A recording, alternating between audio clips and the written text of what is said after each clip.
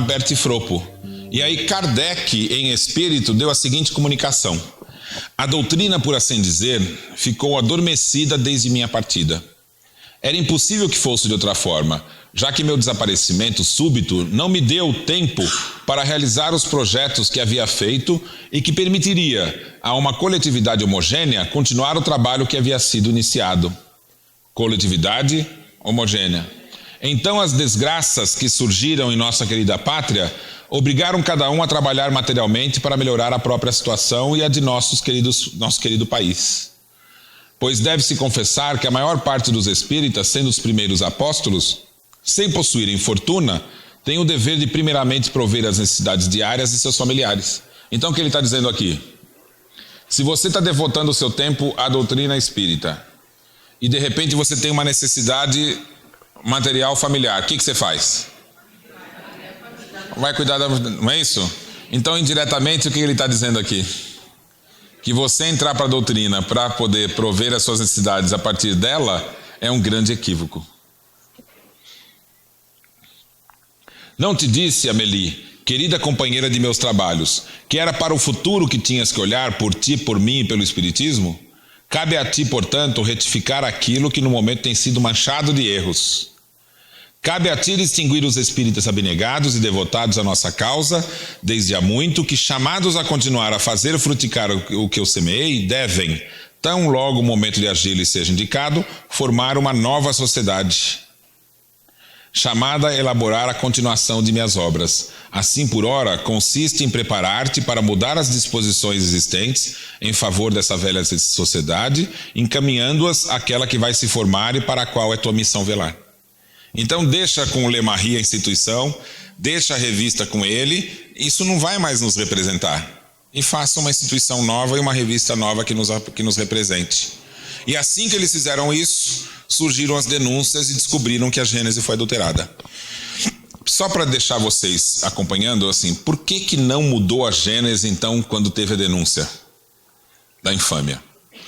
Porque o Lemarie começou a publicar as explicações do porquê foi adulterado na Revista Espírita. E na Revista Espírita, todos os espíritas lendo sabiam que Kardec tinha anunciado até a terceira. Saiu a terceira. Por que ele não anunciou a quarta? Porque ele tinha morrido e não deu tempo, concordam? Então, quando o Henri Sauce foi ler a Revista Espírita, ele falou assim: Kardec só anunciou 3. E qual foi essa quarta? Ele questionou. Aí o Lemarie se apressou e disse assim: a quarta foi a que Kardec mudou. Então ele se aproveitou do desconhecimento que os espíritas tinham, né, e falou assim: não, hoje está a 7ª. Mas essa 7ª é uma cópia daquelas que Kardec alterou. E aí ele pede uma declaração do editor do livro. E o editor escreve uma carta que foi publicada na Revista Espírita. E ele diz assim: olha, Kardec publicou a 1ª, a 2ª e a 3ª. Aí a gráfica faliu. E ele parou de distribuir essa edição 3ª. Aí ele mandou fazer a 4ª, a 5ª e a 6ª, com um texto novo. E aí o Lemarie publicou a 7ª baseada na 6ª, que o Kardec já tinha alterado. E quando ele fez isso? Em 68. Kardec alterou a Gênese em 68 e publicou na 4ª. E aí a 4ª, a 5ª e a 6ª são alteradas. Aí ele publicou uma carta do Deslian. Lembra o Deslian? O Deslian fala assim: olha, eu não estou mais na sociedade desde 71. Não foi? Mas eu atesto para vocês, sem dúvida alguma, que jamais Lemarie esteve presente na publicação das obras e na Revista Espírita, desde a morte de Kardec até 71. Que foi o período em que a 4ª foi publicada. Então não poderia ter sido o Lemarie que fez isso. Está explicando corretamente? Está explicando corretamente, porque eles levaram o movimento espírita a acreditar que a alteração foi na 4ª. E a 4ª não teria sido feita antes de 71? Então o Deslian dizendo: olha, Lemarie nunca esteve até 71, ele tirou a responsabilidade do Lemarie, segundo o pensamento da época. Agora, a alteração foi na 4ª? Não, foi qual? E foi antes de 71? Não, foi depois. Pronto, matou a charada, gente.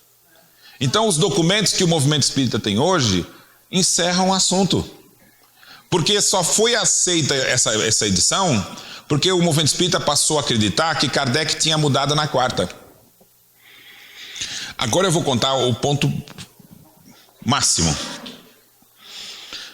Quando você pega obras póstumas, tem gente comentando também: ah, Kardec falou que precisava modificar o livro, os espíritos falaram isso para ele, não é? E aí você vai lá na obras póstumas, não tem comunicação dos espíritos falando disso? Aí eles dizem assim: olha, na quarta e na quinta edição, a venda vai ser menor, na terceira e na quarta edição. E você precisa mudar esse livro, você precisa mudar esse livro, a Gênese. Então o que você pressupõe lendo isso? Que na quarta ele alterou, não é isso? Só que a mensagem original, que já estava publicada na revista Espírita antes do que na Obras Póstumas, não fala terceira e quarta, fala quarta e quinta. O Lemarie adulterou a mensagem para ficar favorável para ele de que a alteração teria sido na quarta. Então vocês percebem o movimento espírita, no período que a discussão estava ocorrendo na 7ª edição, ele foi enganado por falsas provas. E aí o Lemarie, isso não quer dizer que eles aceitaram, né? Eles ficaram no Lei Espiritisme denunciando: olha, gente, o movimento espírita está errado, não pode. Mas quem detinha o direito sobre o livro? O Lemarie. E ele só autorizava a tradução da quinta. Então no Brasil, qual foi traduzida? Da quinta adulterada. Então nunca no Brasil a gente teve acesso à original. Sempre todas as traduções são da quinta, da obra adulterada. Bonito isso, né? A exceção foi na Espanha, que tem o Colavida, que era conhecido como Kardec espanhol, amigo de Kardec, que traduziu da primeira edição. E na Venezuela, que eles adotaram de Colavida. Então, tanto na Venezuela quanto na Espanha, nunca leram o adulterado. O resto do mundo, sim. Só que assim que a Simone Privato lançou o livro dela, eles fizeram na Argentina uma edição com a tradução correta. Na França, eles adotaram a edição original de Kardec. Está sendo feita a tradução em inglês para fazer isso nos Estados Unidos, e no Brasil a FEAL publicou. Então o mundo inteiro está trabalhando para voltar. Só que a gente tem que ler agora e estudar o livro, né, como foi Kardec que propôs. Olha só, o grande ponto de divergência estava no seguinte: Kardec estava apontando o Espiritismo para um mundo novo, o mundo da autonomia, o mundo da solidariedade, o mundo que a gente olha a Deus como dando oportunidades, o mundo que somos responsáveis por nossa evolução, cada um é um projeto de si mesmo, as dificuldades que a gente enfrenta não são castigos, são desafios, muitas vezes esses desafios nós mesmos escolhemos antes de encarnar, ou seja, nós somos projeto de nós mesmos, e nós vamos nos tornar espíritos perfeitos. E quem vai construir esse espírito perfeito? Cada um. É um caminho único? Não, é uma lei única, mas o caminho cada um vai escolher. Tem coisa mais bonita que isso, gente? Você está construindo... Como é que é o seu nome? Oi, Luana, tudo bem? Está gostando desse seminário? Tá. Então, Luana, você já teve algumas vidas como espírito, não teve? Sim. Nessas vidas, essa personalidade que você tem agora não é o seu espírito. É a experiência dessa personalidade. Seu espírito é mais amplo. E ele tem valores que até agora você não está usando, por exemplo. Porque a personalidade não consegue absorver tudo, não é assim? Agora, você não tem determinados gostos. Você gosta de arte? Muito? Gosta de matemática, não? Não muito? Né? Você tem algumas escolhas, né? Com relação a habilidades manuais, assim, o que você gosta? Digo, opa, eu também gosto, hein? Mais salgado ou mais doce? Ixi, então tem que ter precisão na balança, né? Pesa tudo, não é isso? Quem não consegue fazer doce direito é porque não sabe disso. Porque no salgado você põe a mão, não é? E aí, quem faz salgado bom aqui? Comida salgada boa. Mas faz doce também, não? Não faz tão... Sabe por quê? No salgado, você cria sua própria medida. Você vai misturando e pondo ali mais ou menos. Para fazer doce, você tem que pesar tudo. Se não pesar, não dá certo. Então são orientações diferentes, né? Eu sei cozinhar. Quem sabe cozinhar bem salgado, às vezes não consegue fazer doce, porque tenta fazer à mão igual faz o salgado e não dá certo. Então, quer fazer doce? Então compra uma balança. E aí tudo que tiver na receita você vai pesar, aí vai dar certo. Né? O quê? Quem?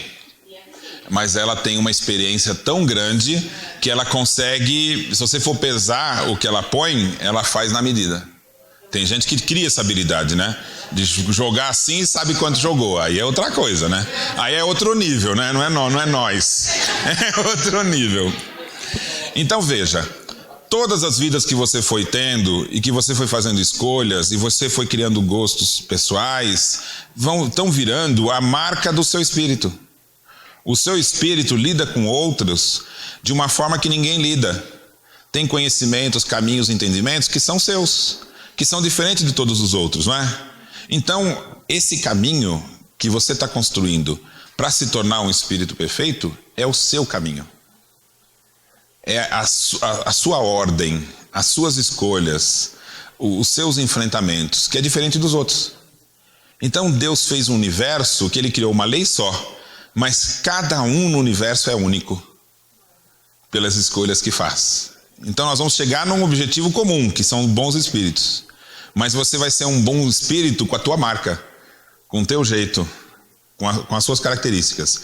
De tal forma que os bons espíritos não resolvem tudo, porque eles precisam de características diferentes para resolver coisas complexas. Então os bons espíritos agem em grupo. Cada um é complementar a do outro. E aí a gente nos unindo, a gente consegue ser mais forte do que sozinho. Porque o seu olhar vai precisar do olhar diferente dela. Entendeu? Então a gente tem que imitar os bons espíritos e fazer coisas em grupo. Porque um grupo de debate vai ter olhares diferentes. Você nunca vai olhar do mesmo jeito que ela, entendeu? Então a gente tem que ouvir todos. Porque a forma daquele falar vai ser diferente da sua. E vai ser complementar. Por isso que o único caminho para o mundo melhor é a solidariedade. Porque a diversidade é o maior valor que temos. E quando você quer que esse mundo não apareça, você faz o quê? Tenta fazer todo mundo ser igual. Então o mundo velho, ele fala, seja igual, faça o que todo mundo faz. O que é que a televisão faz, não é isso? Siga a moda. Ouça o que está todo mundo ouvindo, vista o que está todo mundo ouvindo, tenha o corpo que todo mundo tem, tenha as ideias e as vontades que todo mundo tem. Por quê? Porque você controla quando todo mundo é igual. E quando todo mundo é diferente, todo mundo é autêntico. E todo mundo traz os seus próprios valores, só que você não controla. Porque a ordem nasce do ato solidário. Aí não tem mais estrutura de poder. Aí não tem privilégio, aí não tem quem mande mais que outros. E aí quem gosta do mundo velho não vai querer isso. Então vai criar um confronto. Porque quando você descobre que o Espiritismo ensina aponta para ideias progressistas, se você é pegado ao poder, você vai gostar disso? Não, então veja o que Kardec escreveu. Dizer que a humanidade está madura para a regeneração, de outro lado. Se a pessoa, por exemplo, quando eu falo igualdade, autenticidade, diferença, valor próprio, você está gostando do que eu estou falando? Está gostando dessa ideia? De você ter valor próprio? De você construir as coisas por si mesmo? De a sua opinião ser tão importante quanto a de todos os outros? Você está gostando disso? Só que a sociedade hoje permite a gente ser assim? Não, mas isso não quer dizer que você não acredite nisso. Você vai aderir propor a diversidade, você vai aderir a isso? Vai com grande rapidez, não é? Porque é o que você está buscando no seu íntimo. Então veja Kardec escrevendo. Dizer que a humanidade está madura para a regeneração não significa que todos os indivíduos estejam no mesmo degrau. Mas muitos têm por intuição o germe das novas ideias que as circunstâncias farão desabrochar. Então eles se mostrarão mais avançados do que se possa supor e seguirão com empenho a iniciativa da maioria. Então olha que interessante, um monte de gente está adormecida. porque ela acredita naqueles ideais, mas não expressa. Muitas vezes não tem nem clareza de que acredita naquilo, mas está pronto. Por outro lado, há, entretanto, os que são essencialmente refratários a essas ideias, mesmo entre os mais inteligentes, e que certamente não as aceitarão, pelo menos nessa existência. Então tem uma resistência em aceitar as ideias novas, porque elas entram em conflito com o poder que ele tem, com a inteligência e o orgulho de ele achar, eu sei mais que os outros. E essa ideia está dizendo que não, que todo mundo tem o mesmo valor que eu. Não, então e eu? Cadê eu? Que eu lutei tanto para saber mais que os outros. Agora eu vou ter que aceitar que todo mundo é igual? Não é orgulho isso? Então ele continua. Em alguns casos de má fé, por convicção, outros por interesse. Desculpa, de boa fé por convicção, outros por interesse. Então o cara é inteligente e não aceita que todo mundo é igual. Não aceita unidade.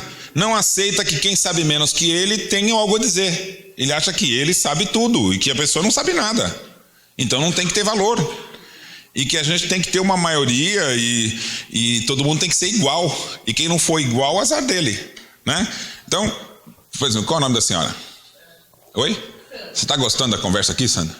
Então veja, Sandra, você é negra. Você sofreu preconceito na sua vida?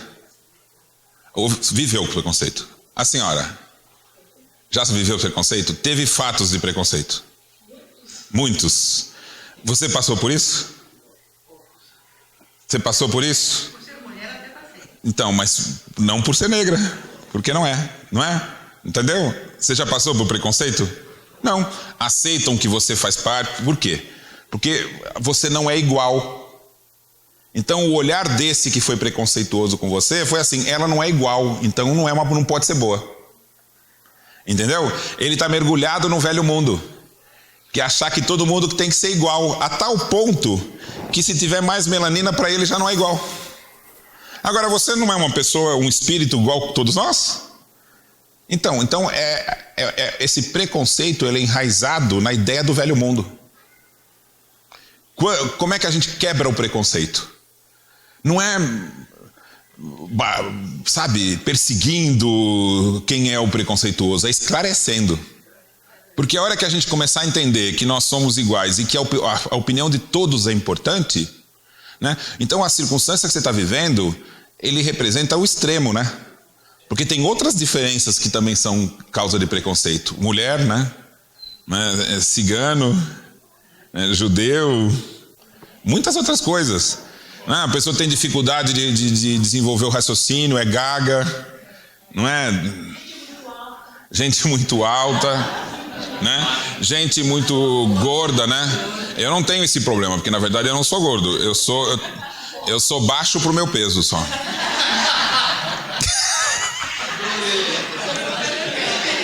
Sou baixo pro meu peso. Eu tenho uma altura adequada pro meu peso que eu não consegui alcançar. Entendeu? E quem é magro demais é alto pro peso, né? Então, olha, tá vendo? Fui falar bobagem e perdi a linha do raciocínio. Onde é que eu tava? Das diferenças.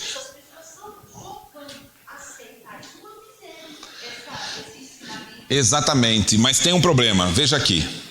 São aqueles cujos interesses materiais estão ligados à atual conjuntura e que não estão adiantados o suficiente para deles abrir mão, pois o bem geral importa menos que seu bem pessoal.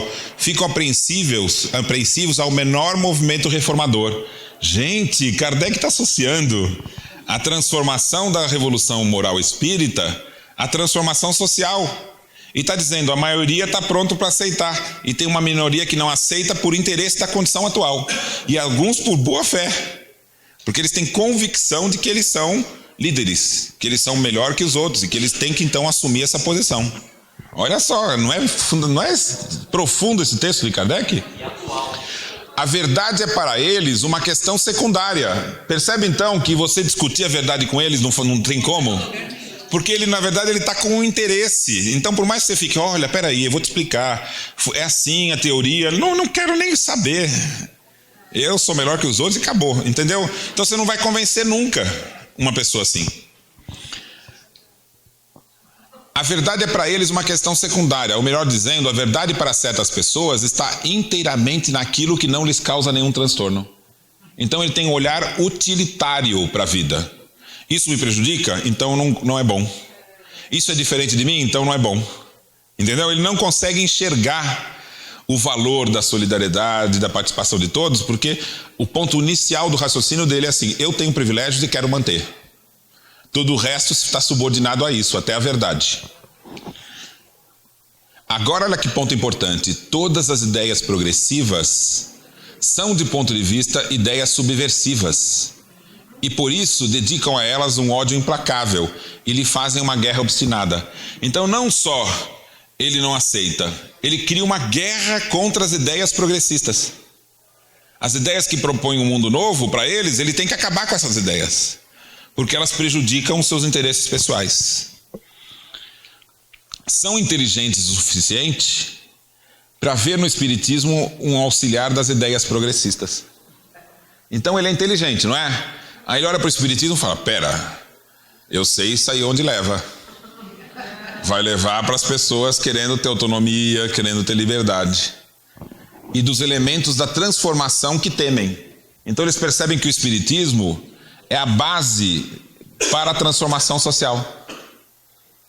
E por não se sentirem à sua altura, eles se esforçam por destruí-lo. Caso o julgassem sem valor e sem importância, não se preocupariam com ele. Então por que o espiritismo faz um esforço enorme para desviá-lo, para calá-lo, para deturpá-lo? Porque é a verdade. É a verdade que vai colaborar para mudar o mundo. Nós o dissemos já em outro lugar: quanto mais uma ideia é grandiosa, mais encontra adversários, e pode-se medir sua importância pela violência dos ataques do quais seja objeto. Uma pessoa inteligente, contra as ideias progressistas, ciente de que ele precisa de privilégios e tem que mandar, o que ele sente quando lê esse texto? Não sente vontade de destruí-lo? Foi o que foi feito, esse trecho foi adulterado. Esse trecho que acabamos de ler não faz parte da Gênese que você tem em casa. Foi adulterado, tiraram esse trecho inteiro. Agora me diz aí, você acha que foi aleatório a adulteração da Gênese? Foi cirúrgica a adulteração. Ela pegou justamente os pontos. Gente, nunca Kardec foi tão explícito em demonstrar a função do espiritismo na sociedade.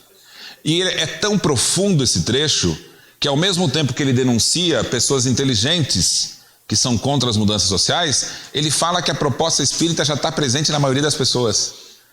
Quando você fala sobre ela, desperta nas pessoas que até então não tinham ouvido. Mas não é o que está acontecendo com a gente aqui agora nesse seminário? Não está despertando valores que você não enxergava que estavam no espiritismo, mas que eram seus? E agora não está vendo uma sintonia entre você e o espiritismo? Sabe quem tira isso de você? Ninguém tira, nunca mais. É um valor teu agora. Você sabe que o espiritismo, ele apoia as suas ideias de liberdade. Não é fantástico isso? Isso não nos deixa, não é? Então não é bom você saber também que os preconceitos que você sofreu, o espiritismo defende o inverso? Então dá gosto de ser espírita, não dá? Entendeu? E o espírita, a gente não esconde as mazelas da sociedade. A gente tem que discutir isso. A questão do negro, a questão do portador de deficiência, sabe? A mulher, a questão da mulher, tudo isso a gente tem que discutir. Porque isso tudo não é culpa nossa. Não é uma construção do mundo velho? Então vamos olhar para o mundo novo e ver como é que a gente resolve isso. Sabe, a nossa ação espírita tem que ser proativa, tem que ser pelo esclarecimento, tem que ser pela implantação de uma nova teoria que defina o ser humano de uma maneira que essas diferenças se tornem absurdas. É absurdo o preconceito. Por quê? Entenda a função do ser humano. Entenda quem somos. Qual é a maneira, para a gente entender, gente, assimilar que a diversidade é o nosso maior valor. Você ser diferente de mim, eu tenho que olhar para você e ver como diferente e ficar feliz por isso. E você olhar para mim e fazer a mesma coisa. Sabe, eu ouvir o seu jeito de pensar e ficar feliz pelo seu jeito. E ver a sua habilidade e admirá-la. O mundo novo, ele vai se construir quando a gente aprender a olhar para o outro e admirar os valores dele. Não vou me apropriar disso, foi um espírito que contou para mim. Um trabalho mediúnico. Ele disse o seguinte: o mundo velho se caracteriza pelas pessoas olharem para os outros e procurar os defeitos. Procurar o que é diferente nele e condenar. Não é a fonte do preconceito? E o que é que tem no mundo novo? O mundo novo é pautado pelo olhar que encontra no outro os seus valores. A sua vida muda quando você fizer isso. Se você está acostumado a olhar para o outro e procurar os defeitos, você está vivendo o mundo velho. Se você treinar o seu olhar para encontrar o que há de bom no outro, olha o que vai acontecer. Quando você reconhece no outro um valor legítimo, conquistado por ele, esse valor pode não ser seu. Então você aprende admirando isso no outro. Então a evolução moral, quando as pessoas mudarem o olhar e começar a aprender uma com as outras, vai ser muito rápida. Porque a gente vai fazer com que os exemplos multipliquem o seu efeito.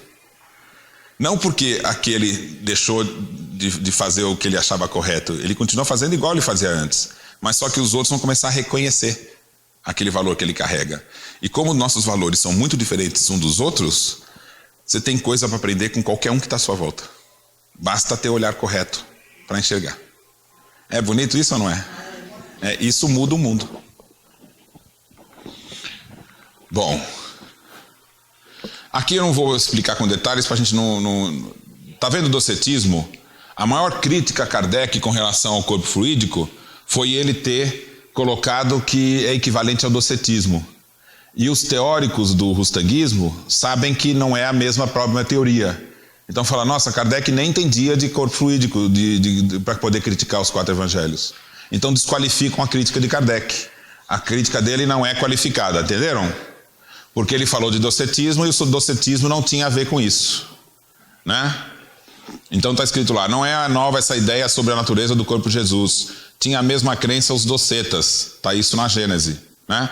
E nessa brochura, em 83, olha só, o Lemarie permitiu distribuir junto da Revista Espírita essa brochura. Vocês estão entendendo isso? Né? Em 80 e tanto, 83, em 83, você recebe a Revista Espírita em casa e vinha junto esse texto. Você pediu para ver esse livreto junto, não? Não, mas junto com a revista de Kardec, se você achar na rua é uma coisa, né? E aí quando você abre, está escrito lá, resposta aos críticos e adversários dos 4 evangelhos de Rustang, editada pelos seus discípulos. E você recebeu junto com a Revista Espírita, gente, em 83. Quem estava administrando a Revista Espírita? Lemarie. Em 1920, a edição brasileira dos 4 evangelhos tinha no seu preâmbulo a tradução desse folheto. Está aqui, ó. Extraído do volume intitulado Os 4 Evangelhos de Rustang, resposta a seus críticos e aos seus adversários, editada pelos discípulos de Rustang. Isso aqui criou uma controvérsia tão grande em 1920 que eles tiraram e pararam de publicar na revista. Bom, querem saber o que está dizendo nesse folheto? Querem? Allan Kardec foi injusto para com o Rustang. Os fatos vão prová-lo. O Sr. Rustang é um professor em matéria de espiritismo. Kardec desviou-se, esquecendo-se que devia ser fiel às advertências dos espíritos superiores. Qual é essa advertência? Pois devia ajudar a fazer reconhecer e aceitar as bases da fase teológica, quando o espiritismo ia se transformar numa religião formal. Uma vez aberta com a ajuda de um instrumento claramente escolhido, mas que não seria ele, seria outro. Então eles estão preparando o leitor. O espiritismo saiu da fase científica, filosófica e moral. Agora ele vai entrar na fase teológica, que ele se estrutura como sendo uma igreja, né? E você vai difundi-la agora a partir de uma nova maneira de enxergá-lo. E aí eles vão dizer o seguinte: Allan Kardec achou-se convocado e o único convocado. Então Kardec, ele está dizendo, foi iludido, ele achou que era só ele que ia fazer espiritismo. Não, ele tinha que fazer 2 livros, depois vinha outro. Mas não deveria empreender um monopólio de um sistema preconcebido. É o que teria compreendido se fosse humilde e desinteressado. Quer dizer que Kardec foi orgulhoso, interessado no quê, gente? Interessado em passar dificuldade, investindo tudo na criação do Espiritismo? Allan Kardec, por se achar infalível, se fez monopolizador como todo aquele que se atribui o privilégio de uma infabilidade intransigente. Olha cada palavra que está escrita aqui, gente. Proscreveu todos os homens de estudo de boa vontade que não souberam se curvar ao jugo de um autoritário. Em 61, Rustang foi declaradamente escolhido para começar a obra teológica da qual era inaugurada a sua fase admirável. Por que 61? Até 61, qual livro que tinha? O Livro dos Médiuns e o Livro dos Espíritos. Então, qualquer livro que Kardec tenha escrito depois, não era para escrever. Porque a missão era de Rustang. Rustang foi declaradamente escolhido para começar a obra teológica, da qual ele inaugura sua fase admirável, publicando em 66 os 3 volumes dos 4 Evangelhos. Os espíritos superiores. Oi? Os espíritos superiores se uniram.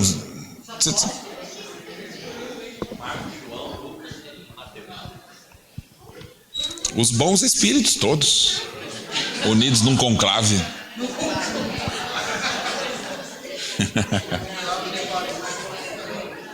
Outro trecho. Allan Kardec, nesse trechinho, nesse texto aqui. Allan Kardec, nas suas conversações e nos seus escritos, manifestava a pretensão de acusar de docetismo, doutrina errônea, falsa e condenada, tudo que tendesse a provar que o Cristo teve apenas um corpo fluídico durante sua permanência na Terra. Os 4 evangélicos eram diretamente objetivados por essa apreciação. Então ele está acusando de Kardec de ter escrito que os 4 evangelhos se assemelham ao docetismo para provocar, criar uma acusação falsa e denegrir os rustanguistas. Vamos responder a essa pretensão de Kardec, a essa insinuação que, se não é intencional, prova que o autor do sistema não conhecia a doutrina dos docetas, pois que a considerava semelhante à nossa. Então está dizendo, se Kardec não fez de propósito para nos denegrir, então é por ignorância. Allan Kardec ignorava esse fato ou o conhecia superficialmente, assim como não sabia bem o que era docetismo. Isso está escrito nesse texto, os 4 evangelhos. Então, logo no começo do movimento espírita, após Kardec, implantou-se no movimento espírita uma discórdia. Kardec, usando uma falsa acusação que era de docetismo, não sabia o que era docetismo e fez isso só para denegrir os 4 evangelhos. Isso foi discutido nas épocas passadas no movimento espírita. Em 1920, em 30, em 40, na época de Herculano Pires, estava se discutindo isso, é docetismo, não é? Uma briga desgraçada. Agora eu vou resolver essa briga em segundos. Eu tenho esse poder. É o poder do documento. O poder do documento. Alberto Fropo, em 84, no ano seguinte, escreveu um texto fantástico. É aqui que a gente sabe que queimaram os textos, tudo isso. Ela era vice-presidente da União Espírita Francesa, conhecem? É aquele grupo do Leon Denis, do Gabriel Delany. Recebi a revista de junho de 83, um folheto intitulado Os 4 Evangelhos, Resposta a seus críticos. Não quero voltar à profunda indignação que senti durante a leitura desse panfleto. Tão traiçoeiramente escrito, quanto astuciosamente elaborado. E tem razão, né? Quem são os discípulos de Rustang? Não está assinado os discípulos de Rustang? Quem tem lido os artigos do seu Lemarri nesses 15 anos, não achará difícil reconhecer seu gênero, estilo e expressões habituais. Então ela está dizendo o quê? Quem escreveu? Lemarri. Por 4 anos, ele tem feito palestras sobre os evangelhos de Rustang, tanto na Bélgica quanto na França. Tendo recebido de Guérin, que é aquele discípulo de Rustang, que ficou com a fortuna dele, 100.000 francos pela sociedade.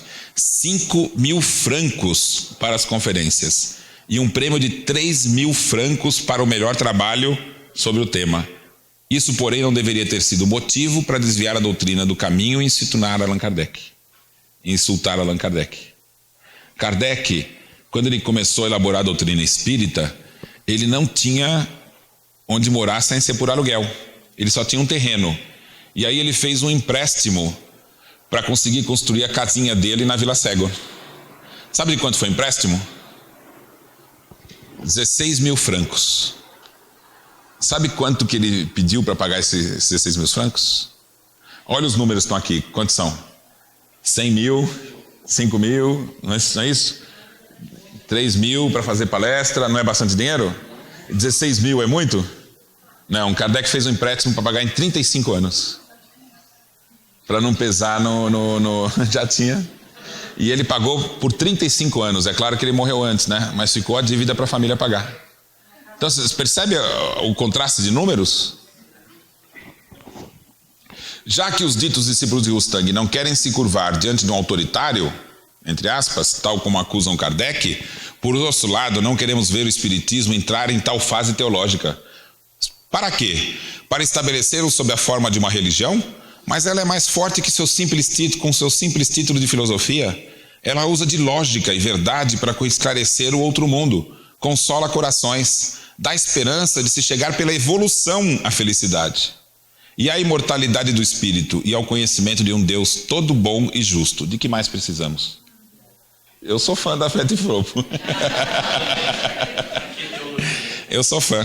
A Bert Fropo era amigo da família, ficou ao lado da família Kardec na elaboração do Espiritismo. Kardec morreu, ela virou dama de companhia da Amélie Boudet e acompanhou ela até a morte. E quando ela morreu, defendeu os direitos. E quando percebeu que as coisas estavam indo para um mau caminho, escreveu esse livrinho, né? Alguém já tinha ouvido falar da Bert Fropo? Não está na hora de recuperar os verdadeiros espíritas? Alguém sabia que a Aliança Francesa foi formada por Gabriel Delany, Bert Fropo, com apoio da Amélie Boudet? Não sabíamos. Alguém já tinha ouvido falar do jornal L'Espiritisme? Não. Então percebe que a gente tem que recuperar a verdadeira história do Espiritismo para que a gente assuma o Espiritismo como ele verdadeiramente foi, na sua proposta original. Primeira edição original, essa daqui. Lembra que tiraram um trecho? Teve um trechinho acrescentado. Qual? Os docetas. Você percebe a gravidade disso? Kardec falou que era docetas? Não, possivelmente ele até sabia que não era equivalente, concordam? Então ele não pôs. Quando foi colocado? Em 72. Com qual intenção? Coloca porque não tinha nenhum ponto de discórdia. Kardec não atacou de forma alguma. Kardec não desviou, não caluniou, não fez nada, né? Então, já que ele não fez nada, é inatacável. Então acrescentou um trecho para ter um equívoco para ser comentado. Agora, você consegue imaginar Kardec colocando um trecho para criar discórdia depois de ter feito 4 edições sem nunca ter colocado? Então, por absurdo, vamos pensar que fosse Kardec que teria feito as modificações. Ele acrescentar um equívoco para causar discórdia? Ah não, ficou muito apaziguado o movimento espírita, eu vou pôr um negócio aqui, uma mentira, para causar uma divisão. Então foi colocado esse trecho para ter o que falar de Kardec. E falaram. Então esse grupo pôs um trecho e depois usou isso anos à frente para acusar Kardec de ter causado divisão.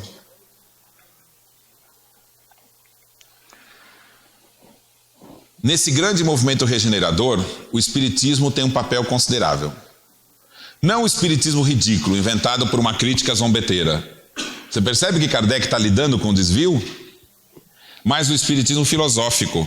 Como compreende qualquer um que se dê o trabalho de buscar a amêndoa em sua casca. Bonito, né? Mais à frente. Longe de substituir um exclusivismo por outro. Me explica essa frase. O que quer dizer essa frase? As igrejas não são exclusivismos? Nós é que vamos ser salvos, os outros não? Não é assim? Então, se o Espiritismo for a proposta de uma religião formal, ele estaria criando um novo exclusivismo. Quem for espírita vai ser salvo, quem não for não vai. Então ele cairia no mesmo erro de todas as religiões do passado. Longe de substituir o exclusivismo por outro, o Espiritismo se apresenta como o campeão absoluto da liberdade de consciência. Gente, tem coisa mais bonita? Então qual é o fundamento do Espiritismo? Uma nova religião que cria um novo exclusivismo? Não. Ele se fundamenta na liberdade de consciência. O que é liberdade de consciência? Eu acredito naquilo que eu compreendi.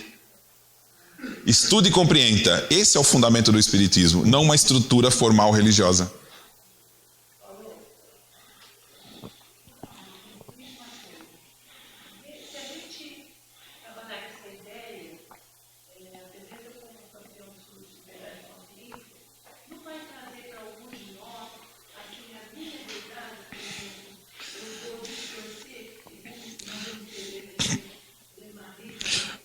Qual é o fundamento da lei heterônoma? Não é uma lei externa? Então não tem que alguém ter escrito essa lei? Então todo mundo obedece o que alguém fala, não é isso? Quando é autonomia, é externa ou interna a referência? Interna. E qual que é a referência interna da moral? Não é a consciência? E a consciência reproduz em si as leis de quem? De Deus. De Deus. Então nós temos uma verdade só, que é a lei de Deus presente em nós na consciência. Agora, cada um compreende igual essa lei? Não. Então a diversidade, tendo perfeições e imperfeições, defeitos e qualidades de cada um, permite uma visão incompleta da lei de Deus. Agora, se a gente somar forças, a gente não compreende melhor? Então a solidariedade é a saída para a relação humana, porque a compreensão da consciência de Deus e da lei que é única dentro de nós, ela é melhor em grupo do que por um só. Então o que é melhor? Um dizer o que é verdade ou todos chegarem nela por meio do diálogo? Então pronto. Então nós vamos escolher alguém aqui para escrever o que é o verdadeiro espiritismo? Para a gente estudar no texto que ele escreveu? Ou vamos só dialogar, conversar e a gente vai tendo uma compreensão provisória? Entendeu? Uma compreensão do grupo, provisória, crescente, que só vai se mostrar verdade se também os grupos tiverem diálogo entre si. Porque um grupo fechado, sem relação com os outros, pode se enganar por uma ideia. E ela só vai perceber que aquela ideia não é adequada quando houver diálogo entre os grupos.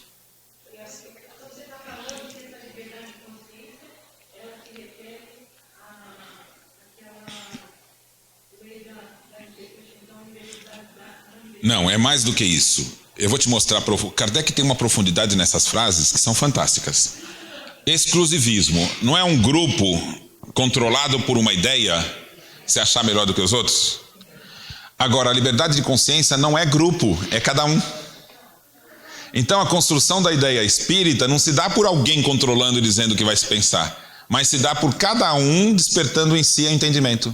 Então nós somos grupos buscando entender, mas cada um tem sua velocidade, cada um exerce a sua liberdade de consciência. Então tem liberdade de pensamento, que é a liberdade de falar o que pensa, e de ler e de aprender o que você quer aprender por você mesmo. E liberdade de consciência é a liberdade de crer. A minha crença vai estar fundamentada naquilo que eu compreendi. Então ninguém pode controlar a sua crença. Liberdade de consciência é isso. Entendeu? Então não é uma crença única, controlada. Todo mundo tem que aceitar isso. Não, eu vou entender conforme a minha compreensão. Então um estudo em grupo é a busca de uma compreensão mútua e do esforço pessoal de cada um para entender. Tá certo? Combate o fanatismo por todas as formas, cortando pela raiz, anunciando, olha que importante, a salvação para todos os homens de bem, assim como a possibilidade para os mais imperfeitos de chegar por seus esforços. Vocês estão vendo que aqui é a teoria da autonomia? Você não é por castigo, é pelo próprio esforço, pela expiação e reparação, a perfeição única. Então o que é expiação e reparação? Funciona assim: você tem uma imperfeição. Vem cá, vem ser um espírito imperfeito aqui para mim. Vai ser difícil, mas vou tentar. Então pronto, já é orgulhoso, então já tá bom. Então veja.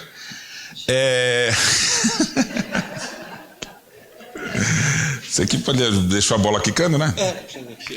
Então veja, se ele carrega uma imperfeição, o que é essa imperfeição?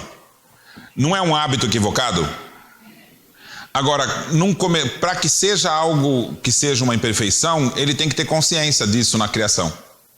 Então ele tem que ser inteligente e tem que ter escolhido agir assim. E ele fez isso tão repetidas vezes que virou um hábito, concorda? Isso é imperfeição. Agora ele não sofre por isso? Mas o sofrimento é físico ou moral?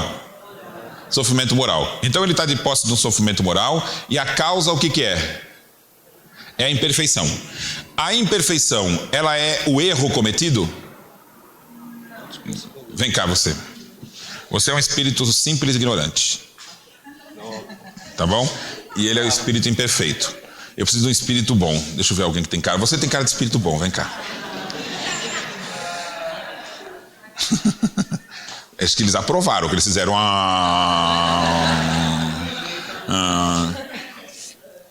Vai lidar com ela quando tá brava. Deve ter hora que ela tá brava, né?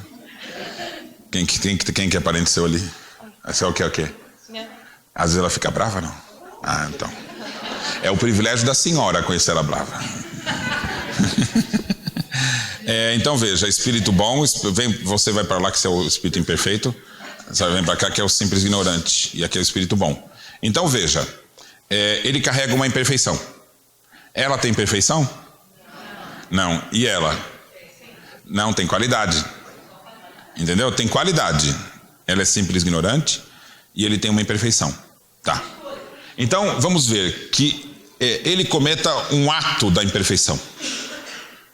Se ela estiver fazendo esse mesmo ato, não importa o que seja, por imitação, por circunstâncias, tá certo? Ela vai cometer esse mesmo ato? Não, por que não? Ela tem consciência e ela tem mais o quê? Veja, consciência, ela sabe que está errado aquilo, não sabe? Ela sabe que está errado aquilo? E ele sabe que está errado? Sabe, então ele tem inteligência. Ele sabe que está errado. Ela sabe? Ela sabe? Sabe. Tá. Ele comete esse ato? Comete. Ela comete? Pode cometer? Pode. Ele tem responsabilidade sobre o ato? E ela? Não. Ela faz o ato? Não. O que difere ela deles dois? Ela tem conhecimento, mas você também tem. Oi? Não fazer. E como é que ela faz para não fazer? Ela tem o quê? Então ela tem controle sobre a vontade. Ela tem inteligência? Precisa da inteligência para ter moral? Ela tem inteligência? E não tem moral. Tem responsabilidade dos atos? Não. Ele tem inteligência? Tem, mas tem a moral naquele quesito? Não. Por quê? Ele não consegue controlar e faz aquele ato. Ele tem controle da vontade para fazer aquele ato? Não. Não tem. Entendeu? Agora, ela tem o quê? Controle sobre o ato, não é isso? Isso é moral. Amor, o sentimento bom, é efeito. A causa é o controle sobre a vontade. Tem jeito dela cometer esse erro? Alguém consegue impor para que ela faça? Não. Nunca. Então, o fato disso acontecer dá a ela uma tranquilidade que é a felicidade. Os atos delas não são atos bons que ajudam os outros? Os outros não pensam bem dela? Então, a ligação mental com os outros proporciona para ela a felicidade. Então, a felicidade é o efeito de uma condição. Uma condição conquistada pela inteligência e o controle da vontade. E ela também afasta o sofrimento, né? Não afasta. Ela não tem, ele não existe. Não existe. Não, é mais complicado do que isso, né? Vamos dizer que eles três encarnaram. Peraí, eu não acabei ainda a história. Peraí, eu vou terminar aquela. Depois eu te falo desse negócio. Então veja aqui. Deixa eu voltar aqui no cérebro. Peraí. Tá. Então, ele está cometendo esse ato, não está? O sofrimento dele é causado por cometer esse ato? Não. O sofrimento é inerente à imperfeição, não ao ato cometido. Então vamos dizer, ele está cometendo o ato agora? Ele está sofrendo? Tá. Porque o sofrimento é inerente à imperfeição. A imperfeição é a condição que ele criou de não ter controle da vontade diante daquela circunstância. Mas precisa o ato ser cometido para ele ter a imperfeição? Não, a imperfeição é uma condição. Então qual é a causa do sofrimento moral dele? A imperfeição, não o ato cometido. Então ele pode viver uma vida inteira, por exemplo, ele não aceita não ter recursos. Se ele não tiver, ele se revolta e acaba cometendo atos de agressão. Agora, se essa vida inteira ele tiver dinheiro suficiente, ele vai apresentar isso? Não, mas ele tem sofrimento? Tem, independente do ato. Ela tem sofrimento moral? Não. E se ela cometeu um ato equivocado, sem consciência, ela tem responsabilidade? Não. E ela tem sofrimento? Não. Mas ela tem felicidade? Não, ela tem uma alegria inerente à condição. Ela tem, não? Não tem, não. Tá certo? Ela nunca vai cometer aquele ato. E ela está feliz? Tá. Ela tem sofrimento moral? Não. Então, acabou essa primeira peça, cai o pano. Agora levanta o pano, nós vamos para o segundo ato. O segundo ato, os três estão encarnados. Tá certo? Aí, ele, na vida dele lá, está vivendo no país dele, que estão em locais diferentes, épocas diferentes. E aí ele enfrenta uma situação, sofre um acidente e perde um braço. Perde seu braço aí. Aí ela está num outro lugar, numa outra vida, e está lá fazendo isso, aquilo, tá, foi um acidente e perdeu o braço. Tá. Aí ela também está lá, não sei o que, conversando com a mãe, não sei o que, vamos fazer um bolo amanhã, vamos, não sei o que. Ah, perdeu o braço. Enrolou na batedeira lá, perdeu o braço. Mas tá com medo.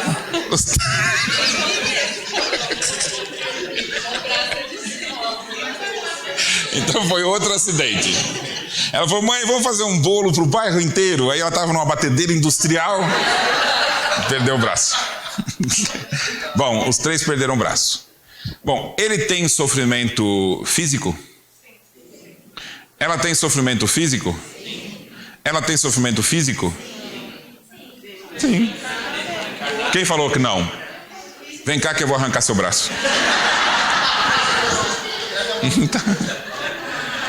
Gente, qualquer um que perde o braço tem sofrimento físico. Então quem tem sofrimento físico? Os três. Bom, ela perdeu o braço, ela tem sofrimento moral? Físico? Sim. O que ela faz diante da circunstância? Não é aceitar nada. Quem falou aceita? Ô católico enrustido, viu? Aceitar é obediência passiva diante da circunstância. Não, mas então não é aceitação. É não encarar aquilo como sendo um problema que se aceita.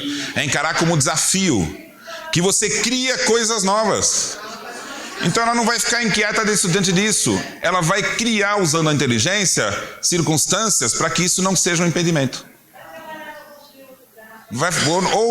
Ou vai criar habilidade com pé. Vocês não viram isso? Não importa, não é obstáculo, é desafio. Ela vai ter sofrimento físico, mas tem sofrimento moral? Mas ela tem essa inteligência toda? Então ela vai conviver com aquilo, sem grande superação, concorda? Ele tem sofrimento físico? Sim. Ele tem sofrimento moral? Mas o moral é causado por perder o braço? Mas ele sabe disso? Ele vai dizer o quê? Que ele sofre porque perdeu o braço. Não, ele sofre porque perdeu o braço. Então ele mistura sofrimento físico com sofrimento moral. E ele vai associar o sofrimento físico. Agora, ele é o responsável por isso? Não, então quem é? Se ele for religioso, vai ser Deus. E se ele não for materialista, vai ser a sociedade, os outros, a natureza. Ele vai culpar alguma coisa, mas nunca vai achar que a responsabilidade é dele. Tá certo? Então ele sofre moralmente e fisicamente, concorda? E ele não está preso nessa situação? Tá. Ela está presa nessa situação? Tem sofrimento moral? Não. Ela tem sofrimento moral? Nem físico, mas ainda luta para criar uma circunstância melhor a partir disso, tá certo? Então tá, espírito bom, pode voltar lá para o seu lugar. Agora vamos ficar só com o espírito imperfeito aqui, vem cá. Vem cá do meu lado. Então veja, bom, ele morreu. Ela morreu, ela continua sem braço, sofrendo? Não, se desligou da situação. Você?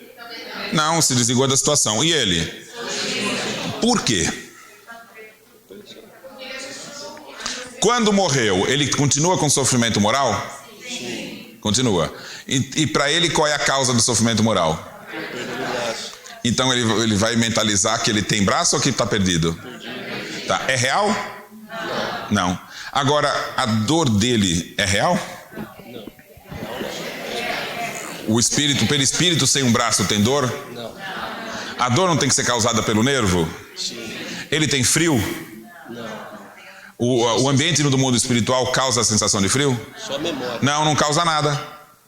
Mas por ele estar com essa condição, ele não acha que ele está com frio, fome, tudo que for coisa material, ele não está preso à matéria? Tá? E ele não acha que está sem braço, não dói isso, não sofre com isso? Só que qual é a causa desse sofrimento? Ele é físico ou é moral? Mas ele sabe? Não, então ele está preso numa ilusão. Entendeu? Agora, quando isso acaba? Oi? Conhecimento ele tem. Ele não é inteligente? Ele tem que se conscientizar. Então, vamos dizer que várias vidas se passaram, ele acaba descobrindo. A causa do sofrimento não é, Deus não castiga. Não é o sofrimento físico. A causa dele é um sofrimento moral. Esse sofrimento moral é por causa de um hábito que ele já criou, nem lembra quando. Que criou essa imperfeição que ele carrega. Ele é imperfeito ou ele está imperfeito? Ele está imperfeito. Aí ele aprendeu tudo isso.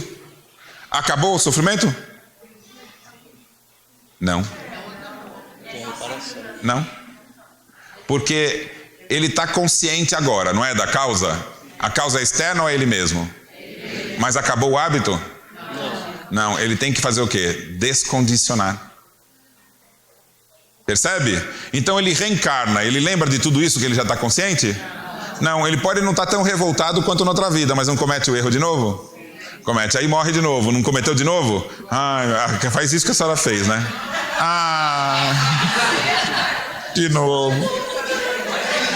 Aí ele tem uma vida que ele não passa por dificuldade econômica. E depois chega no outro lado. O que ele ganhou com isso? Melhorou alguma coisa? Continua com a imperfeição? Tá o sofrimento lá de novo. E agora? O que ele faz?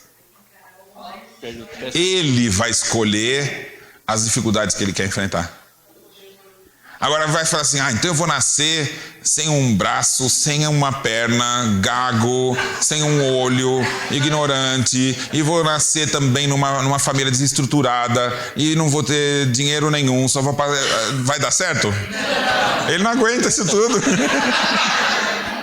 É jogo perdido, já entra perdido, né? É igual o Palmeiras querer jogar com São Paulo. Usei o exemplo errado, né? Você fala do Corinthians. Tava indo também, né? Você é corintiano, aposto. Tá vendo? Não sou imperfeito. Não sei porque eu sempre escolho o corintiano para fazer espírito imperfeito, né? Que mais, né? Qual que... Por exemplo, ela tá falando ali, eu sou São Paulina, tá falando ali. Você é o quê?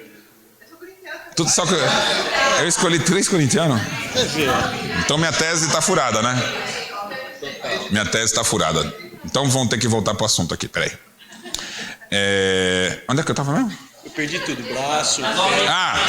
Então ele não vai ter que dosar a escolha das dificuldades que ele vai enfrentar? Mas quando ele estiver enfrentando uma dificuldade, ele não pode ser que ele não supere ela. Mas intimamente ele já não pode ter criado uma resistência. Eu não queria fazer isso, já não é isso? Então já é o começo da superação do... Agora, numa vida que ele não caia naquele erro, já superou? Não, vai ter que ter outras. É difícil superar. Agora, vamos dizer que ele superou. Vamos dizer que ele superou já. Então veja, quando Kardec fala fora da caridade, onde é que está? Fora do espírito, não, tá antes, onde é que está isso? Está aqui, ó. Por seus esforços, pela expiação e reparação. O que é expiação? Primeiro você tem que se conscientizar e depois você tem que descondicionar. Então, a reparação, na verdade, é quando você começa a fazer o contrário do que é a imperfeição. Só que percebe que a reparação ela é simultânea com a expiação? A expiação, na verdade, gente, não é expiar, aceitar, sofrer. Não, é o esforço para superar o condicionamento, que é a imperfeição. Mas nesse esforço ele já está começando a reparação, porque ele já começa a usar os valores para as coisas boas. Então essa dupla é concomitante. Agora, se você, que era simples, ignorante, necessariamente você vai desenvolver a imperfeição? Não, ela pode ir se desenvolvendo sem passar pela imperfeição. Agora, quando passou pela imperfeição e superou, e ele encontra alguém que está enfrentando... Vem cá você. Perde o braço aqui. E você está começando a se revoltar com isso, né? Vem cá. Você morre. Não, você já não está, você já superou, amigo. Tô sem perna. Melhorzinho. Eu sou paciente com corintiano, eu explico 2 vezes. Veja, então veja, ele não passou por essa situação dele? E não superou? Então ele é útil para ajudá-lo?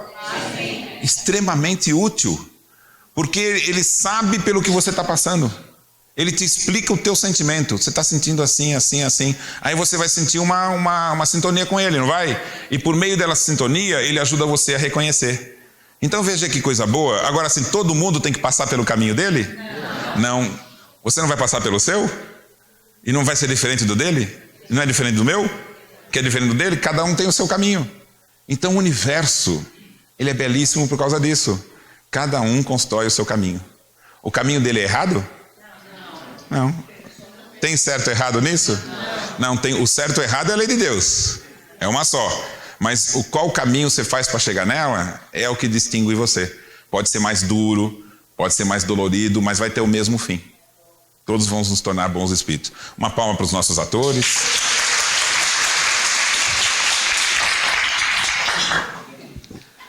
Na época de Kardec, a palavra caridade significava ato consciente. Percebe que você fazer o bem não tem que ser um ato consciente? Então, naquela época, como a moral da liberdade era a moral ensinada nos colégios, eles explicavam para os jovens: caridade não é um ato de justiça. O ato de justiça não é obediência. Então, caridade não pode ser ato de obediência. Tem que ser um ato de liberdade. Percebe a diferença? Então, se você encara Deus como obrigando você a fazer as coisas certas, você não vai ter que obedecer. E aí não é atitude passiva?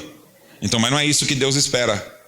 Deus espera uma ação ativa. Qual que é a ação ativa? Eu faço porque eu quero, sem esperar recompensa. Então o ato de caridade é um ato espontâneo, consciente e sem recompensa e sem castigo. É o chamado ato do dever. E a caridade é quando você adquire o hábito do dever. E é assim que se pensava. Então percebe a profundidade quando ele diz... Ele não diz fora do espiritismo na salvação, mas com o Cristo, fora da caridade na salvação. Então a salvação não é mais externa, porque a salvação da obediência não é Deus que salva, não é Jesus que salva. Quando é pelo próprio esforço, quem salva? Você se salva por meio do ato voluntário, independente de castigo ou recompensa, porque aí você se liberta da obediência ao externo e adquire um ato que é conquista sua. O Espiritismo surgiu no momento em que diversos entendimentos estavam estabelecidos pelo dogma. Então Kardec precisa usar as palavras trazendo um novo significado para ela. Entendeu? Então a gente vai encontrar na obra de Kardec obsessão, possessão, salvação, castigo, todas as palavras que se usava antes para designar nos evangelhos, só que ele vai ressignificar. Expiação. Então, expiação, quando você entende bem, não é expiar o erro cometido. É conscientização e descondicionamento. Então, a gente tem que ressignificar, criar um entendimento, trabalhar esse vocabulário para o nosso tempo. Bonito isso, né? Princípio de tolerância fora da caridade na salvação. E em poucos lugares Kardec definiu tão bem a caridade. Olha o que ele fala. Princípio de tolerância que ligará os homens um sentimento comum de fraternidade em vez de os separar em seitas inimigas. Isso que é o princípio de tolerância. A caridade é um princípio de tolerância. O que significa o princípio de tolerância? Eu espero o tempo do outro compreender. Então o que a gente precisa no movimento espírita? A caridade, que é um princípio de tolerância. O que é caridade? Eu compreendo o tempo de cada um. Mas a gente não deixa passar aquele que quer compreender. E não ensina o errado. Entendeu? É preferível não falar nada que ensinar o errado.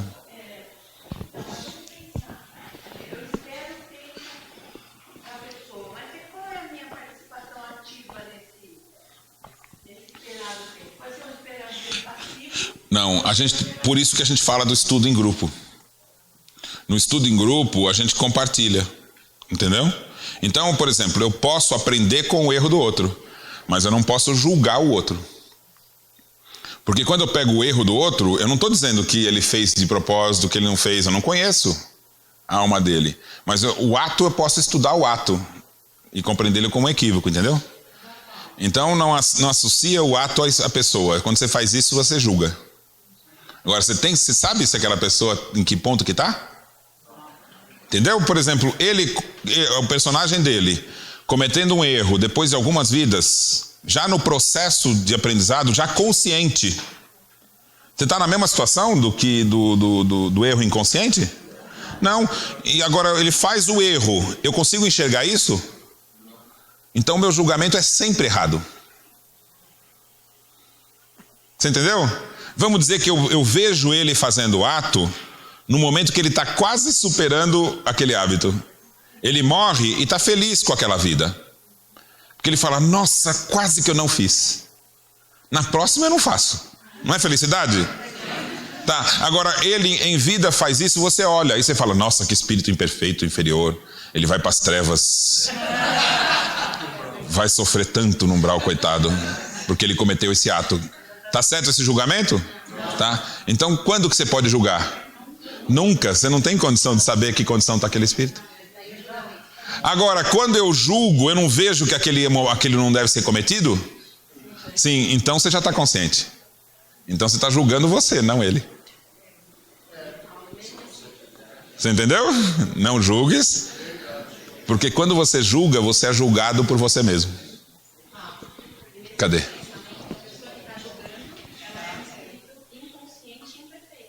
Ah, você está julgando ele? Eu estou brincando, mas vira uma coisa tão louca, não vira? Porque você estudar, que é o que você está fazendo, não é julgar. Então a gente pode trazer a circunstância e não falar quem foi. E a gente usa, entendeu? Então nós temos que estudar as nossas imperfeições. Estudar os mecanismos dela. Estudar, então, na casa espírita a gente está acostumado a fazer isso? Não. Tem que estudar os mecanismos da psicologia, tudo isso. Ah, preciso dizer para vocês que esse trecho foi cortado? Nunca lemos esse trecho. E não é um texto fundamental? Então, qual é a conclusão que vocês chegam? Não importa a minha. Foi um prejuízo a adulteração? Gigantesco. Tem mais, hein, gente? Olha lá, hein? Por esse outro princípio, não há fé inquebrantável, senão aquela que pode olhar a razão face a face em todas as épocas da humanidade. Ele constrói o império da fé cega que aniquila a razão, a obediência passiva que embrutece, emancipa a inteligência do homem e ergue a sua moral. Então veja, a fé racional, que é o que nós estamos dizendo aqui, que temos que estabelecer, ela destrói o império da fé cega que aniquila a razão. E a obediência passiva que embrutece. Gente, vocês estão entendendo a profundidade do que Kardec está dizendo? Só que a gente não sabia, porque tiraram da Gênese. Então Kardec está dizendo, não é só fé cega, é obediência passiva. Alguém tinha ouvido falar nisso? Não, porque Kardec concluiu a obra dele na Gênese. Então tem muita coisa que você nem acha em outros lugares. Então ele vai dizer, a condição que você coloca o indivíduo quando ele não raciocina é de fé cega e obediência passiva. Então ele está propondo o quê? O que você faz você se transformar é o contrário dessas duas coisas. É ação proativa. E isso se fala no movimento espírita? Não, então nós temos que resgatar os ensinamentos originais. Emancipa a inteligência do homem e ergue a sua moral. Percebe que é ação dupla? Inteligência e moral. O controle da vontade e desenvolvimento da razão. Então, a fé cega aniquila a razão. A obediência passiva embrutece, não deixa o desenvolvimento moral ocorrer. O desenvolvimento moral não é o controle da vontade? Se o outro controla a minha vontade, então eu não tenho moral. Não é mais fácil, é porque na vida, o animal, ele não é totalmente condicionado pelo instinto, então nós estamos muito perto da vida animal, então a gente tem medo da liberdade. Porque a gente não entende que quando você não sabe, os seus atos não são erros. Vou repetir. né? Agora eu vou falar, especialmente isso ocorre com as mulheres. A mulher associa assim, o ato com erro. E quando ela reconhece que um ato antigo que ela fez lá é um erro, ela fala, então é por isso eu errei. E quando a mulher se sente mal por alguma circunstância que não dependeu dela, que é exterior, ela fala assim, alguma coisa eu errei e não estou sabendo o que foi. Ou seja, carrega sempre a culpa. A tal ponto que pensa, eu tenho culpa, não sei nem do que foi, mas a culpa eu tenho. Pode até não contar para não se demonstrar frágil, mas lá dentro chora, se martiriza, é ou não é? Eu leio pensamentos, hein? Então veja, a culpa não é um sentimento apropriado para o desenvolvimento moral, que é o controle da própria vontade. A obediência não permite a conquista do desenvolvimento moral. A obediência passiva. Uma obediência consciente numa circunstância que a não obediência possa causar problemas é uma tremenda de uma sabedoria e humildade, mas não é para poucos. Saber quando não agir. Você conseguir analisar uma circunstância e perceber que você exercer ali um direito, uma mudança, uma coisa assim que você quer que aconteça, pode ser avaliada naquela circunstância como não sendo a melhor hipótese.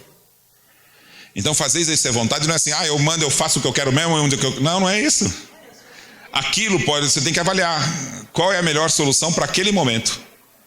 Será que eu tenho como amadurecer e resolver essa questão com outras? Então percebe que você precisa de muita inteligência para desenvolver a moral? Então a moral é isso. Agora, e se eu não sei resolver? Deus vai me castigar? Não. Se você não sabe resolver, não resolva. Mas eu tenho que resolver. Então resolve e aprenda com a solução. Não sofra com ela. Porque se você resolve uma coisa que você não compreende bem, você está aprendendo com aquilo. Então não é um erro. Entendeu? E se você errou alguma coisa no passado que agora você vê que é errado, na época você não via. Então não foi um erro naquela época. Percebe como muda tudo?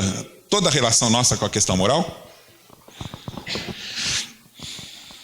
Consequente consigo próprio, não se impõe. Diz o que é, o que quer, o que dá, o que atende àquele que lhe vem livremente e voluntariamente. Quer ser aceito pela razão e não pela força.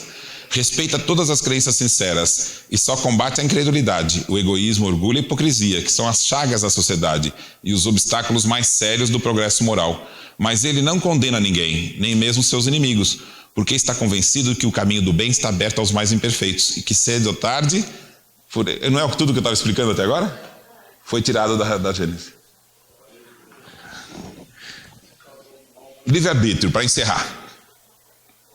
Nós vamos agora para o coração do desenvolvimento moral. Vamos ver primeiro o falso ensinamento. Então você vai encontrar isso lá no Catecismo da Igreja Católica, no texto do Vaticano. E ele diz assim: o homem, ferido na sua natureza pelo pecado original, está sujeito ao erro e inclinado para o mal no exercício da sua liberdade. Então o que ele está dizendo? Quando você escolhe, você quase fatalmente vai errar. Então o que você tem que fazer? Não escolher, obedecer. Isso aqui é o coração do mundo velho. Não escolha. Permite que você seja inteligente? Permite. Você pode desenvolver conhecimento, mas você não pode fazer o uso dele livre. Você tem que fazer o que te mandam fazer. Então percebe que o mundo velho não está presente ainda? E não está muitas vezes presente em nós? Então descubra isso. Você foi doutrinado vidas e vidas para não escolher. Porque a escolha leva ao erro. E o que é que está ensinando esse ensinamento novo? A escolha leva ao aprendizado. Então se é uma coisa que você não sabe fazer, e não vai fazer uma coisa que vai dar prejuízo para os outros, né? Mas se está dentro das suas necessidades ali, você vai ter que tomar uma escolha. Qual que é a certa, qual que é a errada? Se você não sabe antes, faça. E aprende com aquilo e mude. Deu para entender como é que funciona a vida? Você tem que tentar e aprender com o que tentou. Entendeu? Agora, se é algo muito complexo, não faça. Chama alguém para fazer, resolva de outro jeito. Eu não tenho capacidade, reconheça a sua capacidade. Eu consigo fazer até aqui, isso eu não consigo. Se você trabalhadamente tenta fazer algo complexo que você não domina e der errado, aí sim vai ser um erro, porque você não devia ter feito então. Agora, se é coisas naturais que eu tenho que ficar escolhendo, escolhe sem medo. Porque qualquer escolha que seja, você aprende com ela. Agora, se você já aprendeu, não resolva mais daquele jeito. Fica fácil, não fica a vida assim? Mas é difícil conquistar. Mas é muito fundamental ter isso na cabeça no dia a dia. Porque toda vez que você exercer a vida dessa forma, você vai ser infeliz, vai ser feliz, independente do resultado. Porque você não está dependendo do resultado. Entendeu? Você não é responsável pelo resultado. Você é responsável pela maneira de fazer.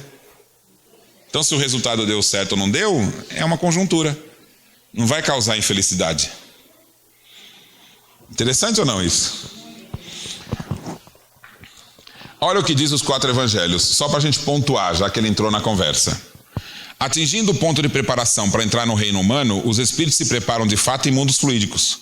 A vontade do soberano Senhor lhes dá a consciência das suas faculdades, seus atos, consciência que produz o livre-arbítrio, a vida moral, a inteligência independente e capaz de raciocínio e a responsabilidade. Chega desse modo à condição de espírito formado, de espírito pronto para ser humanizado se vier a falir, tendo abandonado os instintos oriundos das exigências da animalidade. Então o que eles estão dizendo? Pega você, que tinha vivido até a vida animal, aí os espíritos vão te dar tudo isso, ó. Livre-arbítrio, consciência dos atos, vida moral, inteligência independente, responsabilidade, tudo você ganha. Aí você vai viver num mundo fluídico. Aí se errar, você é responsável? É, porque você não te deu usar tudo? Você já tem o livre-arbítrio, então se usou mal, pronto, vai sofrer a queda. Entendeu que para você responsabilizar o indivíduo, como se faz para a ideia do pecado, você tem que ter sido criado perfeito. A igreja não fala isso? Você foi criado perfeito, então se errou, azar seu, culpa sua. É pecado, é erro, entendeu? Só que isso é um falso ensinamento, você não foi criado perfeito. Então, quando você foi criado, você já tinha inteligência? Você foi criado na primeira vida humana com inteligência? Não. E com livre-arbítrio? O que vocês acham? Ficou controverso, não se falou sim, não, sim, não, eu vi tudo isso. Vou perguntar de novo. Você é criado com inteligência na primeira vida humana? Não. Você é criado com livre-arbítrio na primeira vida humana? Sim, eu vi sim. Então agora eu vou fazer outra pergunta. Como você é criado na primeira vida humana? Simples, ignorante. Ignorante é o quê? Não é o inverso da inteligência? É, e simples? Sem experiência moral. Então não tem livre-arbítrio. Entendeu? Você não tem que repetir a frase, gente. Você tem que entendê-la. Bom, tá bom, vou fazer outra pergunta. Deus é quem? Define Deus. Causa primária? É aqui que é causa primária. Mas por que fala causa primária e não fala origem?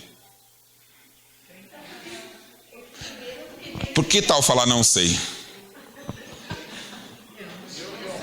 Não sabe? Então pense o seguinte. Você é um espírito. Você foi criado? Foi criada. Quem te criou? Deus. Então, você cria coisas? Você não cria? Você não aprende, não tem criatividade? Você cria. Então você é causa de outras coisas, não é? Entendeu? Mas você é causa primeira? Não, você é causa secundária. Tá. Quem te criou? Deus. Então Deus não é a sua causa? É. Bom, quem criou Deus? Quem criou Deus? Alguém criou Deus? Se alguém tivesse criado Deus, quem seria Deus? Quem criou esse, não é? Bom, então alguém criou Deus? Não, então ele é causa primeira de todas as coisas. Todas as coisas têm uma causa, e essa causa está em Deus. E ela é causa primeira, porque não tem causa anterior. Por isso que é causa primeira. ou primária de todas as coisas, entendeu? Então a gente tem que entender o conceito. E simples ignorante é outra coisa que a gente tem que entender. Então vai ter queda pela culpa, vai ter tudo isso. Kardec vai dizer então o seguinte: a vida espiritual é a vida normal e eterna do espírito, e a encarnação é uma forma temporária de existência. Salvo a vestimenta externa, a identidade entre encarnado e desencarnado são as mesmas individualidades sob dois aspectos diferentes, pertencentes tanto ao mundo físico quanto ao invisível. Encontrando-se neste ou naquele mundo, contribuem para o mesmo objetivo, por meios apropriados a cada uma dessas situações. Não quebra a ideia de que então o espírito se desenvolve no mundo fluídico e o mundo carnal é do castigo? Então esse trecho aqui quebra com a ideia do rustanguismo. Do sentimento de fraternidade nasce o de reciprocidade e dos deveres sociais, de homem a homem, de povo a povo, de raça a raça. Desses dois sentimentos bem compreendidos, inevitavelmente instituições mais proveitosas ao bem surgirão, instituições mais proveitosas ao bem-estar de todos. Então diz o seguinte: a nossa ação de desenvolvimento não vai mudar o mundo? Então esse mundo não é um mundo de castigo. É um mundo que vai se tornar melhor. Então não cai por trás essa ideia? Cai. Então esse trecho não invalida esse? Tá, então esse foi suprimido. Será que é por acaso? Claro que não. Né? O mais importante ensinamento presente no Livro dos Espíritos, a chave fundamental, foi adulterada. Vamos a ela? A pergunta é a seguinte: quando surge em nós o livre-arbítrio? Você é espírita? Sim, então qual é a resposta espírita para essa questão?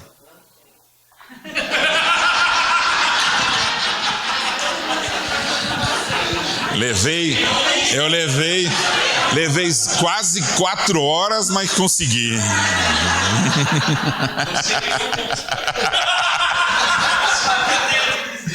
4 horas, mas consegui. É essa a resposta. Agora você quer saber, não quer? Então, viu? Nós não sabemos, gente. Mas não é culpa sua, porque os trechos foram suprimidos da Gênesis. E é fundamental para entender a moral. Por quê? A igreja não fala que você sabia tudo e pelo livre-arbítrio errou e caiu? O rustanguismo não diz a mesma coisa? Então, com essa ideia, eles justificam tanto a ideia de causa e efeito de karma, quanto a ideia de queda. Você errou, caiu. Você errou de novo, então vai pagar na próxima vida. É sustentado pela degeneração da alma. Então, isso é muito importante, porque o livre-arbítrio não é saber escolher. Então, se escolheu mal, é culpado. Agora, será que a gente já nasce sabendo escolher? Essa que é a questão. Então, veja. Ele começou a pesquisar isso em 64. E ele vai concretizar no livro na Gênesis. Só que na Gênesis foi suprimido. Então, olha o que ele falou em 64. Ignoramos as condições das primeiras encarnações da alma, mas sabemos que elas são criadas simples ignorantes, tendo o mesmo ponto de partida. Sabemos ainda que o livre-arbítrio se desenvolve depois de numerosas evoluções na vida corpórea. Quantas vidas demora para você desenvolver o livre-arbítrio? Então você nasce com livre-arbítrio? Não, você vai desenvolver pouco a pouco. Não é nem depois da primeira ou segunda encarnação que a alma tem consciência clara de si mesmo. O livre-arbítrio precisa da consciência de si mesmo para ser responsável por seus atos. E aí é que surge a responsabilidade dos atos. É talvez depois da 100ª?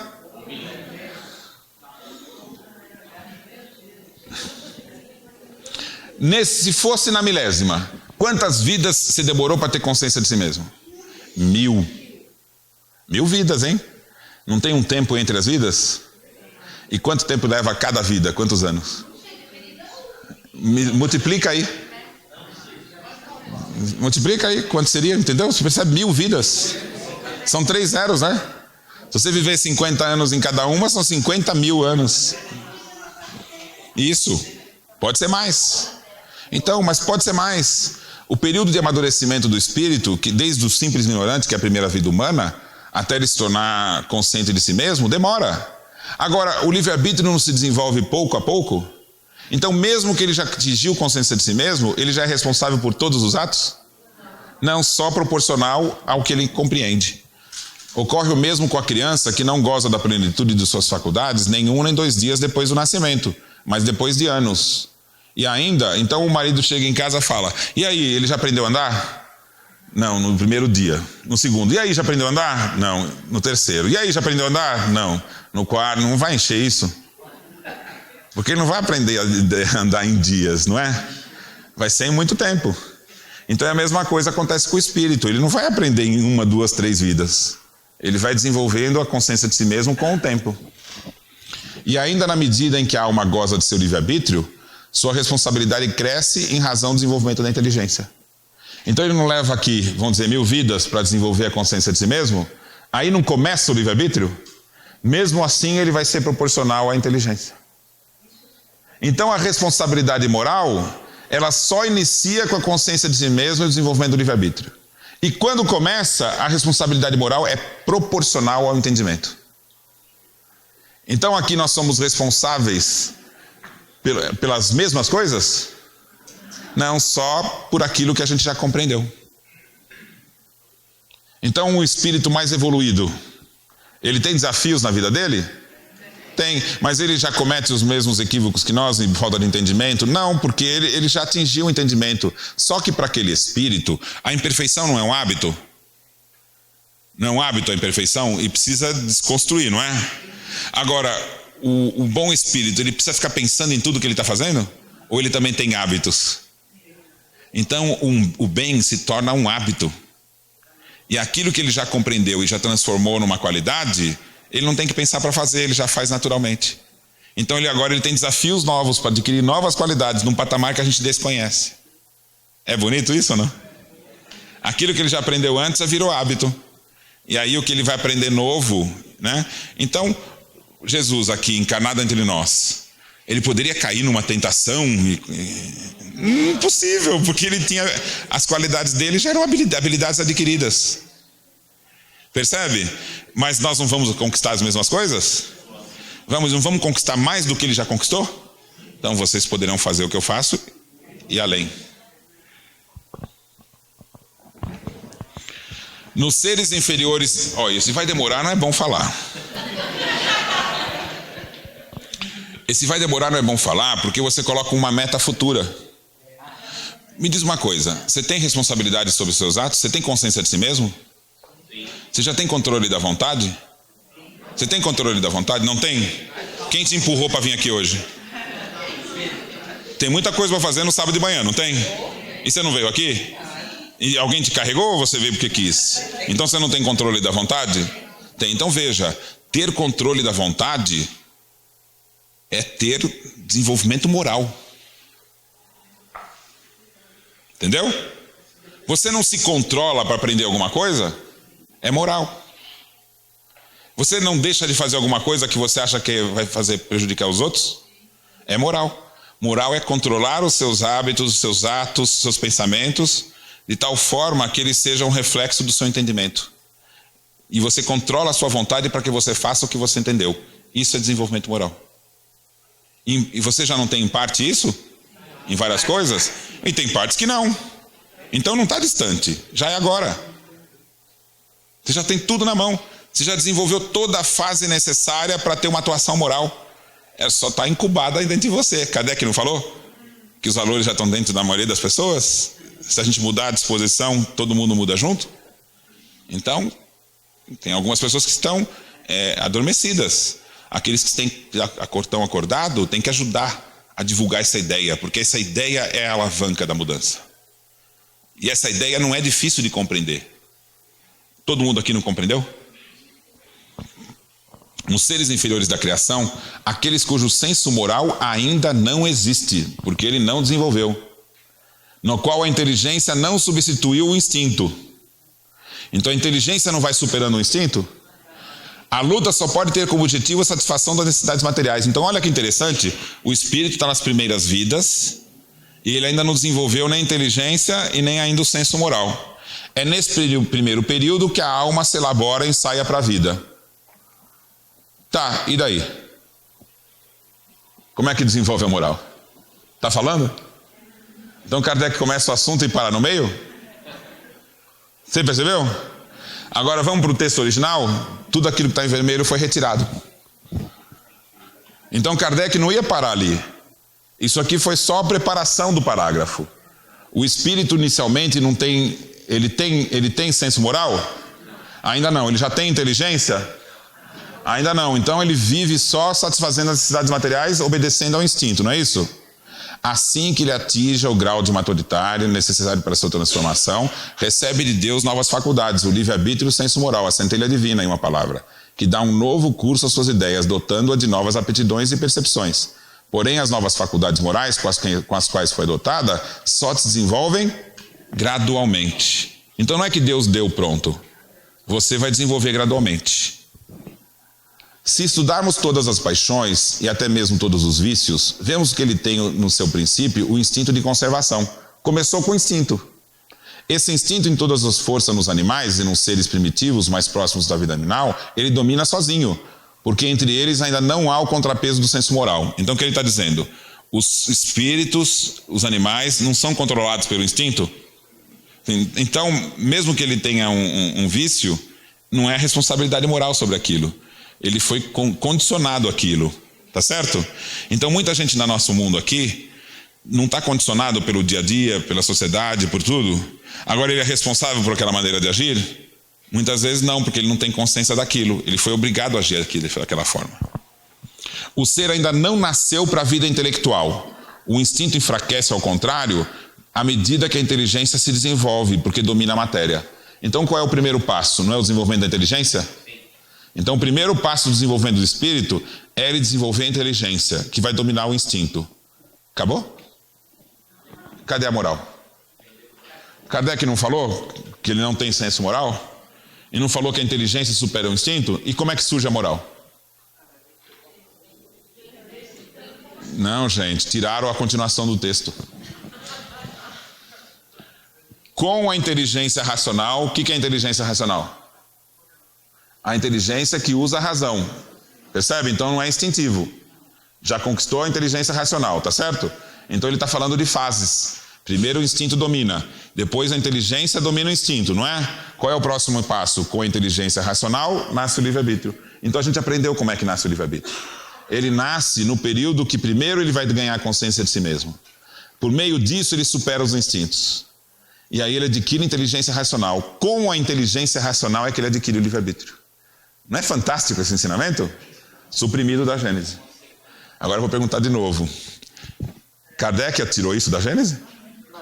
Ele leva 10, 12 anos pesquisando, chega na conclusão, não gostei, vou tirar esse negócio aqui. Impossível. É um trecho desnecessário? Podia suprimir? Não. É por acaso o trecho que foi tirado? Não. Então o que nós estamos descobrindo aqui pela análise do texto? Não foi Kardec, é um prejuízo gigantesco e foi intencional. E qual a intenção? Suprimir da obra de Kardec aquilo que aponta para uma mudança do mundo. Por quê? Pode ser má fé, mas pode até ser boa fé. É o medo do mundo novo, o medo da liberdade, o medo da perda, de perder os privilégios. Somente para ele começa a responsabilidade dos atos. Quando? Quando já desenvolveu a inteligência e já desenvolveu a capacidade de escolha. Só aí você é responsável pelos atos, até então não. E ainda vai ser responsável, conjugando com o texto anterior, ele vai ser responsável na medida do desenvolvimento da inteligência. Então o livre-arbítrio é progressivo. E a responsabilidade moral também. Muda tudo. Muda completamente tudo. Porque nós não somos responsáveis todos iguais pelos mesmos atos. Nós somos responsáveis na medida do entendimento. Então, nós temos uma situação, um tempo próprio de cada um. Cada um está numa fase diferente de amadurecimento. Então, a gente tem que ter cobranças não iguais para todos, tanto no campo da inteligência quanto no campo da moral. É ou não é? A escola está preparada para isso? Não, a escola não quer que todo mundo seja igual? Não é impossível, uma escola não funciona assim. Porque nós somos seres plurais, em tempos diferentes, em condições diferentes. Então nós temos que ter uma pedagogia que esteja fundamentada no indivíduo. Então o professor ele tem que descobrir quem é esse indivíduo. Quais são os potenciais e as necessidades. Porque a gente vai ter que apropriar a educação àquele indivíduo. E a educação tem que ter dois braços. A instrução e a educação dos hábitos. Não é isso? O hábito condicionado não é a mesma coisa que o hábito adquirido, concordam? Na psicologia, na época de Kardec, então, o hábito condicionado, ele é racional? É uma conquista do indivíduo? Não, é condicionamento, igual do animal. E o hábito adquirido? O hábito adquirido você não tem que ter consciência de si mesmo, você tem que ter inteligência, você tem que escolher um ato e transformar em hábito, não é isso? O nome disso não é hábito adquirido? Isso não é desenvolvimento moral? Não. No Livro dos Espíritos, Kardec vai dizer assim: o mundo vai mudar. E ele vai mudar pela educação. Mas não a educação pelos livros. Quem está lembrando desse texto? Procura lá. Não a educação pelos livros, mas a educação que inculca hábitos. A educação é o conjunto dos hábitos adquiridos. Então ele não está usando uma expressão da psicologia da época? Então ninguém entende hoje a frase de Kardec ali, mas ela é profunda. Porque ele está dizendo que a mudança do mundo vai ocorrer quando a gente ensinar os jovens a fazer uso da vontade. Nós estamos dando liberdade para o jovem? Não. E quando você dá liberdade e não ensina a usar, ele vai usar bem? Não. Então, num primeiro momento, a liberdade é mal usada. Por quê? Você não ajudou a ensinar a usar a liberdade. Saber usar a liberdade não é o desenvolvimento moral? E a gente ensina a moral, então? Não. Entendeu? O mundo vai mudar quando a gente começar a estudar e ensinar a moral. Moral é saber escolher, saber fazer uso da capacidade de escolha. A USA, então, diante desses fatos todos que ocorreram, ela tomou uma decisão muito interessante, né? Propôs recomendar a todo dirigente, ao público, o estudo da Gênese Nova, que as editoras substituam a Gênese antiga pela Gênese Nova. Isso vai ocorrer na medida em que os dirigentes e os controladores da produção dos livros vão tomando consciência e vão perdendo o medo do mundo novo. Porque o que foi suprimido na Gênese foi justamente o ensinamento que a gente tem que trazer para a casa espírita. Porque o desenvolvimento intelectual se dá pelo próprio esforço e o desenvolvimento moral também. Então veja, nós somos um mundo pautado pela inteligência, pelo desenvolvimento da capacidade das pessoas. Já não conquistamos isso? A gente não dá valor a isso? Ao estudo, a tudo isso? Agora veja, nós não aprendemos com o desenvolvimento da ciência também ter tolerância pela capacidade de cada um de produzir conhecimento? Não tem que ter isso? Tolerância com a capacidade de cada um de produzir conhecimento, não é isso? E já existe um empenho da gente tentar levar a educação para todos, não é isso? A capacidade de adquirir conhecimento, de estudar. Está na cabeça de todo mundo isso? Todo mundo concorda? A sociedade já não está concordando? Sabe qual que é o passo que está faltando? A gente entender que a moral é uma conquista. E como é que a gente conquista a moral? A gente tem que partir da consciência de si mesmo, mas isso já está presente no mundo. Todo mundo já tem consciência de si mesmo. Os simples ignorantes do começo da civilização, havia uma razão de ser para você começar a sociedade tentando fazer com que todo mundo agisse igual. Concordam comigo? Não eram ainda espíritos que ainda sem consciência de si mesmo? E você não precisava condicioná-los para surgir a sociedade? Então não teve uma razão de ser lá naquele tempo? Só que alguns homens, pegando essa estrutura que inicialmente podia ser boa, porque pensa, espíritos inteligentes reencarnando aqui na Terra com um povo simples. Ele olha e fala assim, puxa, mas eles não conseguem entender. Eu vou ter que condicioná-los para criar a sociedade. Não é um pensamento correto? Só que depois que ele fez isso, não vem outro e toma o lugar dele? E esse não olha assim e fala, nossa, todo mundo obedecendo, eu posso conseguir o que eu quero. Entendeu? Agora, estava pronto todo mundo para entender? Ainda não. Então, a ideia de um mundo melhor ainda era uma ideia que alguns já estavam percebendo a contradição da sociedade e foram carregando durante anos e anos. Isso não tinha que amadurecer? Então, foi permitido a todos ter acesso ao conhecimento nesses milhares de anos? A escola? Foi promovida a liberdade ou a obediência? A obediência. Mas enquanto os homens achavam que estavam detendo o poder, enquanto os homens achavam que controlavam as pessoas, controlavam as massas, conseguiam estabelecer seus privilégios, e isso seria uma coisa que não mudava, eles não contavam com a reencarnação.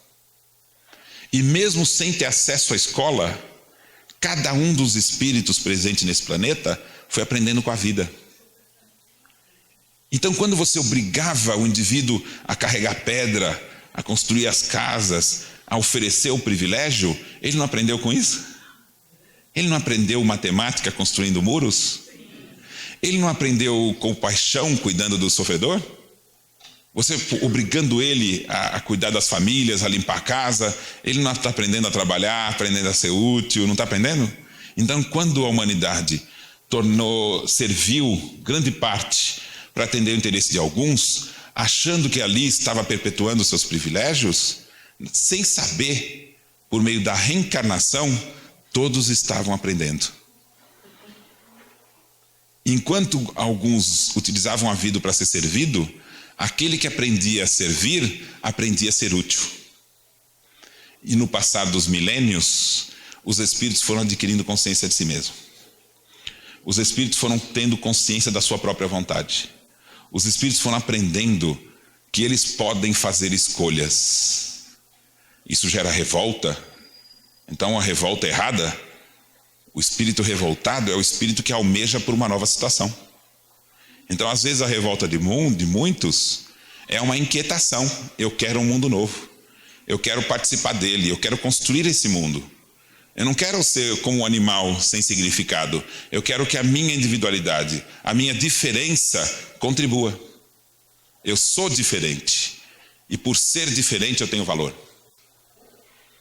E nós estamos vivendo um mundo hoje onde as pessoas não mais são inconscientes, não mais são simples, não mais são ignorantes. E elas carregam dentro de si uma força que Deus deu para ela. Uma força que vem da sua consciência. Eu quero ser útil. Eu quero contribuir. Eu sou diferente. E é bom que eu seja. Quando isso então está palpitando no coração de cada um de nós, é o momento certo da gente acrescentar a instrução à educação moral. E o que é educação moral? Educação moral é oferecer a liberdade para o indivíduo que receba essa liberdade, saiba utilizá-la pelo seu próprio esforço, dedicação e compreensão. Você não controla a liberdade do outro, porque isso tira a razão de ser da palavra. A liberdade tem que ser oferecida. Mas a liberdade tem que ser oferecida junto com o entendimento do que é liberdade. Então nós temos que trazer para os jovens e crianças, isso se não estiver na escola, que esteja nas nossas casas. Ensine para o jovem. Olha, você dizer para o jovem, eu sei o que é o certo, e você tem que me obedecer. Você está preparando ele para a vida? Não. Mas você não pode dizer assim, você ainda é jovem, eu já vivi mais coisas, então eu posso te oferecer algumas coisas que eu já aprendi. Posso falar isso? Pode. E você não deve falar assim, eu não sei tudo? Não tem que falar eu não sei? Tem que falar eu não sei. Não tem que falar assim, eu pensava assim, agora eu mudei? Tem que falar isso também. Então você está mostrando para ele, a gente muda, a gente às vezes não sabe, entendeu? Isso tem que dizer assim, você, uma hora, vai enfrentar o mundo. Mas o seu maior bem é ter controle sobre a sua vontade, se você quiser. O controle sobre a vontade é a sua moral. Então a liberdade não está em fazer o que quiser. É fazer o que você sabe que é bom. Liberdade não é fazer qualquer coisa. Não é fazer o que o desejo manda. Não é fazer o que o interesse manda. Liberdade é fazer o que você tem convicção que é o certo. E Deus vai te recompensar por isso? Não. Porque se Ele recompensasse, quando você não fizesse, Ele teria que castigar. Então Deus não castiga e não recompensa. A recompensa vem da sua satisfação íntima, da felicidade. Só que a felicidade não é uma conquista social, pessoal. A imperfeição traz o sofrimento. Alguém compartilha com você o sofrimento? Não, é um sentimento pessoal único. E ele existe em função de você não estar se conectando aos outros. Agora, a felicidade é uma conquista sua, pessoal? Não, se fosse era uma recompensa. E Deus não castiga e não recompensa. Então o que é felicidade? É um sentimento compartilhado.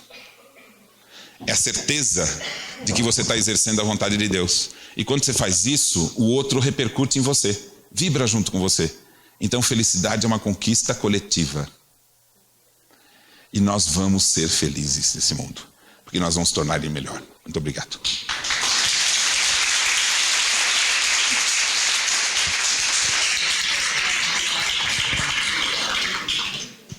Bom, sentimento de